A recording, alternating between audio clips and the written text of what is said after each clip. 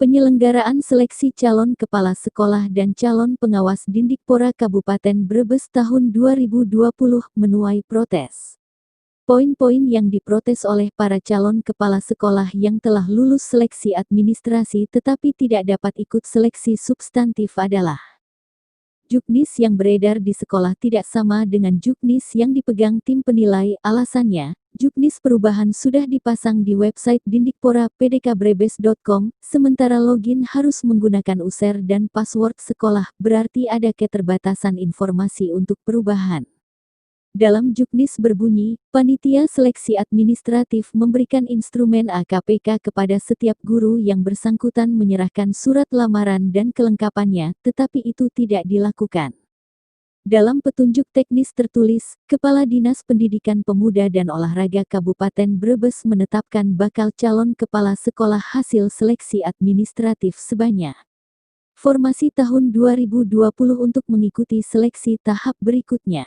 Tetapi selanjutnya muncul surat tertanggal tanggal 3 Desember yang berbunyi, hasil rapat tim penilai tanggal 3 Desember tahun 2020, untuk jenjang SMP bagi calon kepala sekolah kebutuhan lolos seleksi administrasi adalah 1,5 kali kuota kebutuhan dapat mengikuti seleksi substantif tahun 2021, sementara dalam juknis muncul nilai grade bawah adalah 800. Pada prinsipnya, Cakasek menuntut supaya semua yang lulus seleksi administrasi agar mendapat kesempatan untuk ikut seleksi substantif. Menjawab protes para Cakasek yang tidak masuk seleksi substantif, Sutrisno selaku Kepala Dinas Pendidikan dan Olahraga Kabupaten Brebes saat ditemui di kantornya, Jumat tanggal 11 Desember tahun 2020 mengatakan mengenai ketidakpuasan Cakasek terkait seleksi kepala sekolah merupakan hak mereka. Menurutnya, untuk Cakasek SD tidak ada masalah, karena pendaftar lebih sedikit dibanding kuota yang dibutuhkan, sementara untuk Cakasek SMP ini yang ada masalah, karena peminatnya lebih banyak daripada kuota yang dibutuhkan, sehingga tim dari Dinas Pendidikan membuat juknis aturan diambil 1,5 kuotanya untuk mengikuti seleksi substantif. Ya namanya orang untuk menjadi kepala sekolah masalah protes tidak puas itu hak. Itu kan hak-hak dari Cakasek ya, calon kepala sekolah. Tapi kalau untuk kepala sekolah SD, kemudian penilik SD, SMP tidak ada masalah. Tidak ada masalah. Yang ada masalah adalah karena yang tadi yang sampaikan itulah kuotanya kan masih kurang, Pak. Masih kurang. Tapi apalagi kayak SD itu formasinya kan yang kekosongan hampir 339.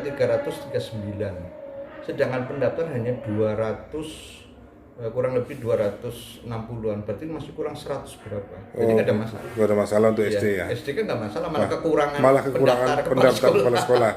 Lah kalau yang SMP, Pak? Nah, ini yang jadi masalah kepala sekolah SMP. Terus yang kita kan kuota kita kan yang SMP yang kosong itu kan ada 24. Sedangkan pendaftar itu nyampe 100 lebih. Kemudian setelah diseleksi secara administrasi oleh tim koreksi dan tim dari Dinas Pendidikan, itu masuk yang memenuhi syarat adalah 86. Sedangkan akhirnya dengan peminat yang banyak, sedangkan kekosongan untuk tahun 2001 akhir itu 24, akhirnya kami dan di dalam aturan memang ada juknisnya bisa diambil 1,5 kuotanya. Jadi kalau 86 ya 39 untuk mengikuti seleksi substansi.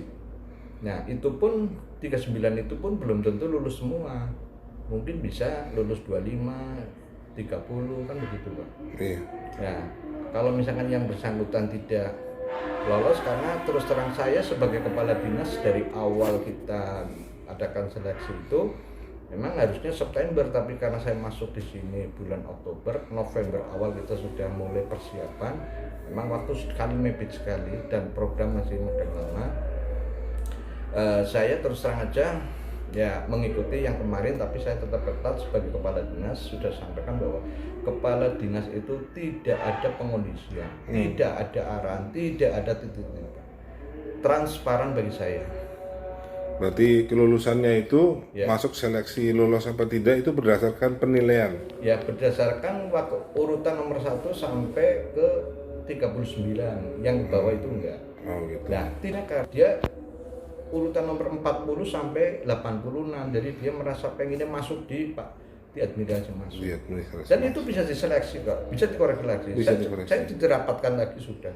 Setelah itu saya rapatkan tim koreksi, saya sampaikan bahwa benar-benar koreksi itu tim korektor dan panitia itu benar-benar transparan, tidak ada rekayasa, tidak ada apa-apa.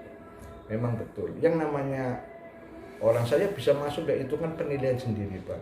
Iya. Tapi kan kewenangan hak putusan ada di tim panitia dan korektor. Korektornya kan terdiri dari korcam, kemudian beberapa korcam yang berpengalaman, kemudian pengawas SD, pengawas SMP, dan kepala sekolah SMP MKKS. Jadi itu diacak, Pak. Jadi tidak, panitia bukan dari saya, kalau pelaksanaannya kita hanya menyiapkan persiapan. Jadi korektor itu serahkan pada itu.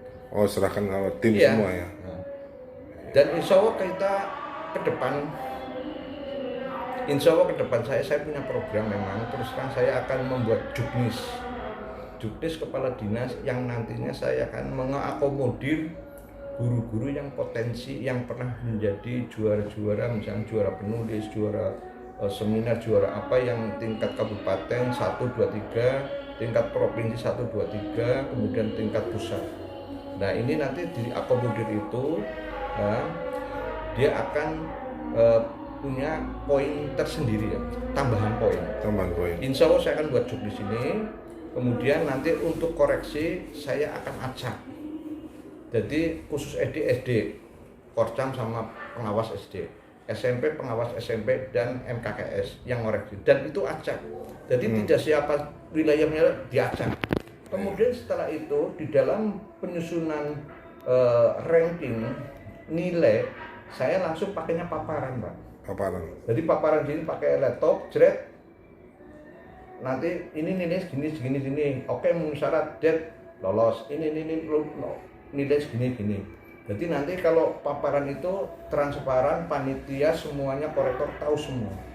Insya Allah ke depan saya akan buatkan kembali. Kalau ini terus terang saya transisi dari yang lama, dari masih model lama, tapi saya sudah menyampaikan bahwa kepala dinas tidak ada pengondisian, tidak ada arahan. Jadi saya seperti itu. Jadi kalau misalkan jadi dos, monggo, saya sudah menerima teman-teman yang ada. Tapi insya Allah ke depan saya akan lebih menghargai guru-guru, ya, calon cakasek itu yang punya kompetensi, yang punya prestasi. Insya Allah akan saya akomodir.